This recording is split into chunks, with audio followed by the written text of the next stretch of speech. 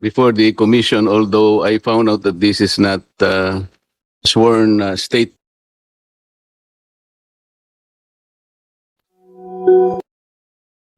Brigadier General Nicolas can answer a few clarificatory questions in relation to this info just submitted before the commission. You may want to address a few questions, sir. Brigadier General Nicolas, please take the seat.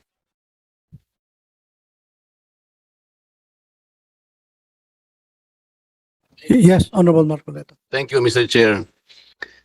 General Nicolas, meron kasing nagpadala ng siguro gusto lang niyang ma-check naman, ano, wala naman siyang masamang tinapay sa iyo. Yes, sir. Medyo mabilis daw yung promotion mo, parang twice in a period of 1 year and 10 months. Unusual ba 'yon o okay lang? Hindi ko po, Hindi, I don't know, na-promote ka ba twice within a period of less than 2 years? I don't know. I was promoted, sir. Wala naman po akong, Hindi ka na-promote? I mean to say, I was promoted last 2024 yata, sir.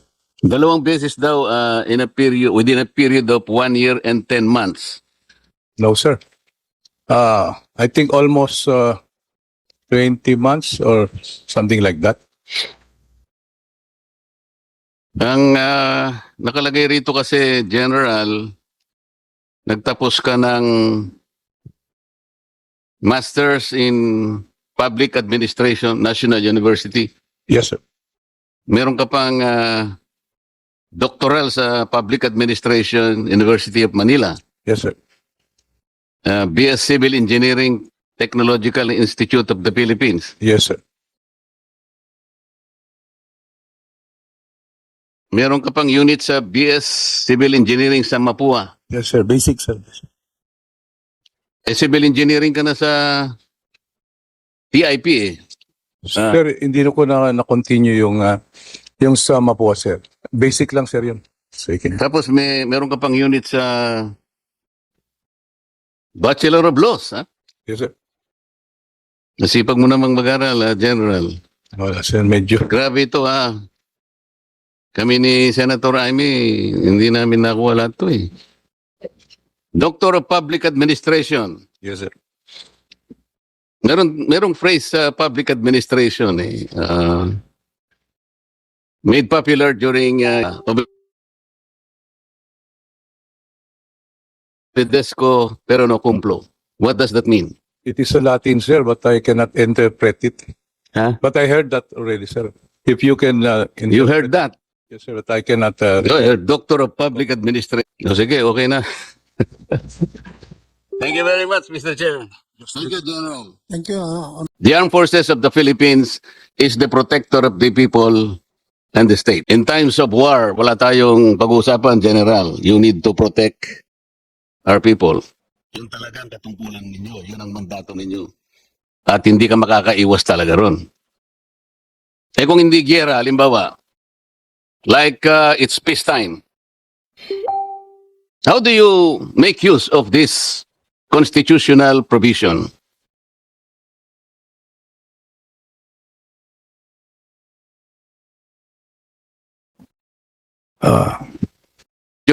Mabilis daw yung promotion mo, parang twice in a period of 1 year and 10 months. Unusual ba yun o okay lang? Hindi ko po... Hindi, I don't know, na-promote ka ba twice within a period of less than 2 years? I don't know. I was promoted, sir. Wala naman po akong... Hindi ka na-promote? If there are, Mr. Chair? yes, Honorable Marcoleta. Mr. Chair, I'd like to ask General Gonzales some follow-up questions. I'm following up from where Senator Risa Ontiveros left. She was asking you as to how you are shifting from internal security to external security on account of brewing tensions, not only in our part of the globe, which is the South China Sea, but as well as the other protagonists, namely America and China, even Ukraine and Russia, Japan and China for that matter. And I heard you, you said that you were working on a mindset. How do you do that?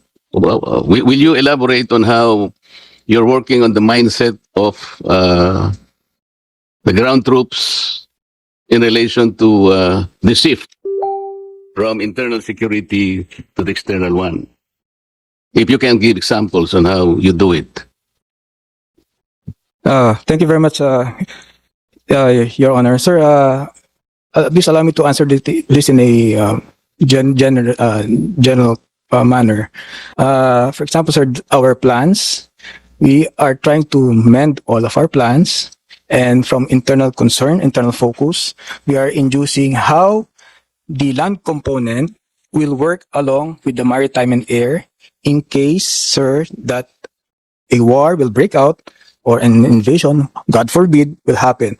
How our components will be working together. And because it is my duty to make sure that we can conduct joint operations, sirs. So that is how we are doing it. Thank you, sir. You're talking about a change in the mindset. We would like to be familiarized with how you operationalize working on the mindset of our ground troops. First, sir, like what I mentioned on the plans will now include or induce a specifics, lines of efforts. Because if the planners are aware that they now have to induce external security operations, that is one way of changing the mindset, sir.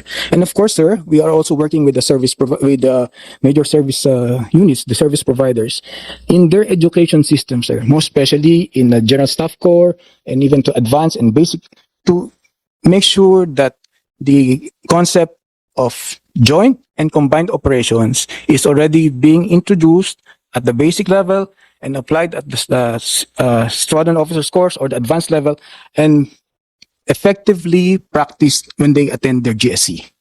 Thank you, sir. Let me cite a specific example, General. When we talk about the South China Sea, this is a huge semi-enclosed sea, but we are not owning the entire South China Sea.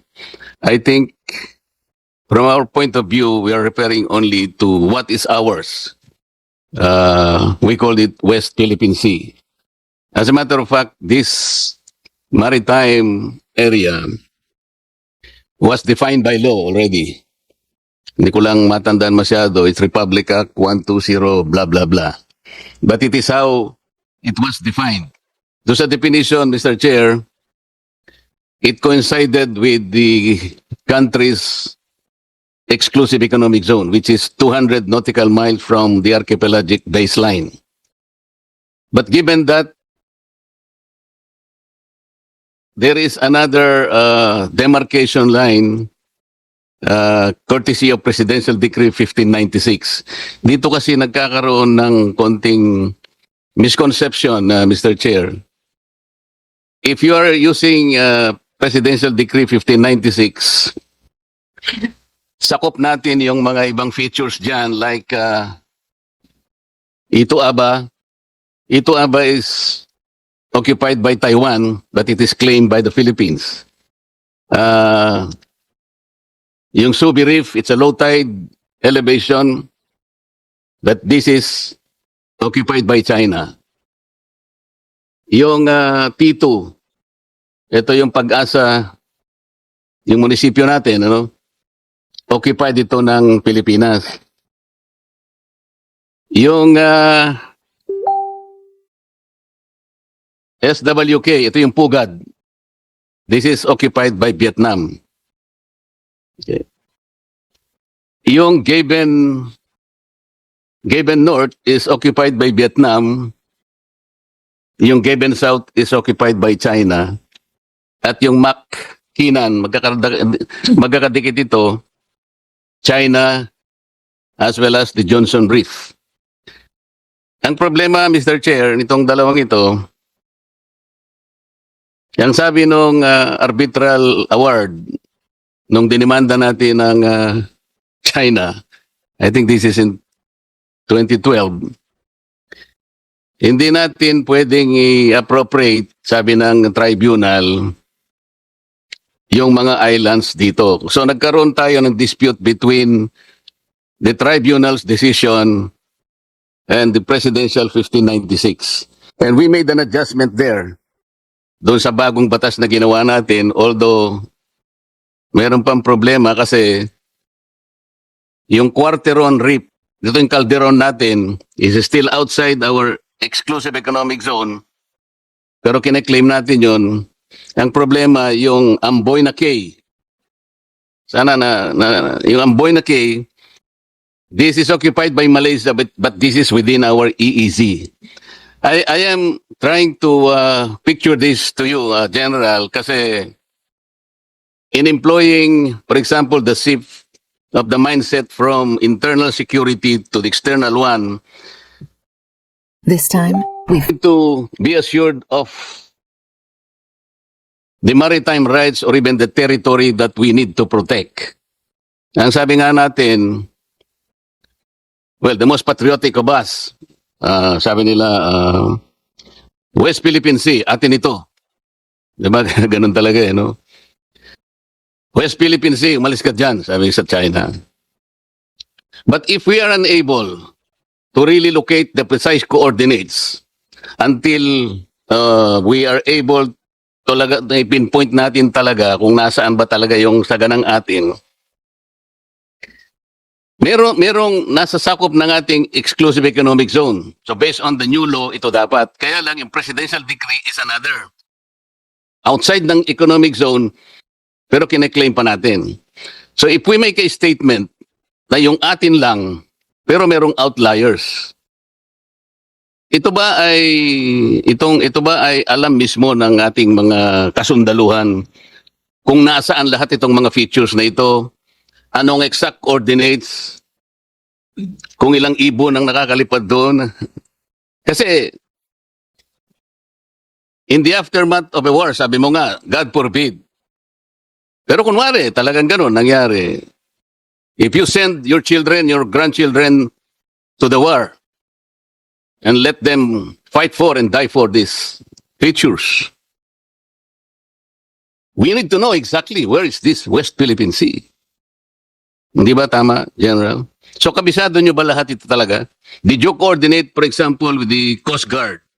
O kaya the office responsible in locating by precise coordinates para hindi tayo magkamali? Do you follow, General? So what's your comment? Sir, first of all, like what I mentioned in my earlier answer on the education of our officers, sir, rest assured that your comment on the determining the exact location of these features will be factored in our curriculum of our officer, and not just officer, even for training of our enlisted members. But let me also mention, sir, that in the NTF-WPS, one of the members is the DepEd, sir, and one of the drive is to introduce the West Philippine Sea into the curriculum of our students. And hopefully, sir, if we start early as elementary education, making everyone aware what rightfully belongs to the Philippines, I'm more than certain, sir, that when the day comes that they will also serve in the armed forces, they will really be very much willing to defend each square inch of our territory, sir. Mr. Chair, that's a good starting point. The only problem is, yung libro na yon, nakita ko na yun eh. But it does not really answer where the West Philippine Sea is. So sinasabi lang natin, meron tayong ganitong karagatan. It does not even distinguish between maritime rights and sovereign rights or territory. Kasi po, General, even if we talk about our territorial sea, our continental shelf, our economic zones, exclusive economic zones, these are not considered territory. Yun dapat ang maintindihan ng ating mga kasundaluhan kasi hindi siya considered under public international law as territory, but sinasabi natin, atin ito. We cannot appropriate what is not ours as a territory. Maritime rights, okay lang yon sapagkat nananagot tayo sa yung UNCLOS na, yung UNCLOS kasi dinidistinguish niya, what are the things that we can do do sa ating mga maritime rights in relation to the other coastal states. So, kailangan pong madistingue ito in our effort to protect our own. We need to make sure that our people know exactly and certainly ano-ano pa itong mga features na to. Baka mamaya, General, mga ibon lang pala yung nandun at saka mga ilang mga makikipagpatayan tayo, hindi pala yun ang dapat na mangyari sa atin, no? Kailangan nating malinawan ito, Mr. General. Mr. Chair, pwede pa bang makapagtanong ng kung hindi ka naman Yes, nagmaster eh? yes, Honorable Marcoleta. General, ito yung gusto kong itanong sa iyo. Under Article 2, Section 3 of the 1987 Constitution, kabisado mo naman ito eh. Civilian authority is at all times supreme over the military. The armed forces of the Philippines is the protector of the people and the state. In times of war, wala tayong pag-uusapan, General. You need to protect our people. Yun talagang katungkulan ninyo. Yun ang mandato ninyo. At hindi ka makakaiwas talaga ron. Eh kung hindi giyera, halimbawa, like it's peacetime, how do you make use of this constitutional provision?